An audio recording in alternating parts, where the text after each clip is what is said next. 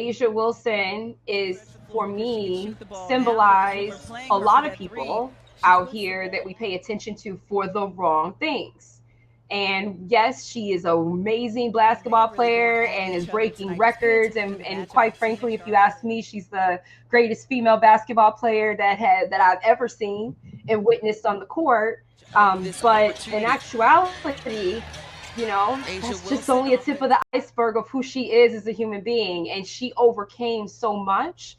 And she's very vocal about her battle with dyslexia growing up and how that really did play a huge role in her confidence and her feeling like she had imposter syndrome, like so many of us constantly have, especially if we have a disability or a barrier.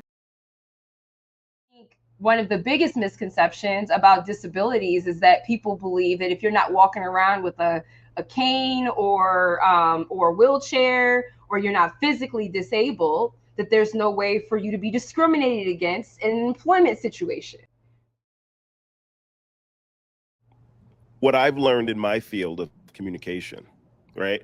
Oftentimes you've got to find that niche, right? So like, for example, I'll explain a little bit how my dyslexia is actually a competitive advantage within the workplace.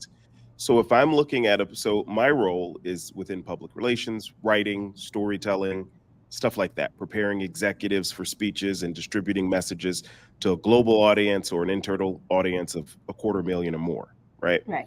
So when you're delivering a message to diverse individuals in terms of education, region, you have to have so many sensitivities around culture, around comprehension, around various sensitivities that wide and large groups have. And so within my experience with dyslexia, I know if I take a look at something and the sentence doesn't seem right, then we've got to look at the sentence structure. And that is something that oftentimes people, particularly within corporate, who are used to speaking in jargon and everyone just knows the language, right? Or never challenging it. Or never challenges it, right? But we're forgetting, and especially when you get to these big corporate cultures, we're forgetting our rank and file employees don't necessarily communicate like our corporate employees.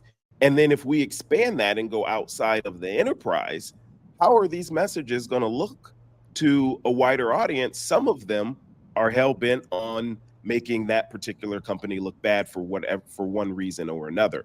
So, I love what you said about, attacking undefined norms and bringing that level of advocacy within the disability community. I think that's wonderful.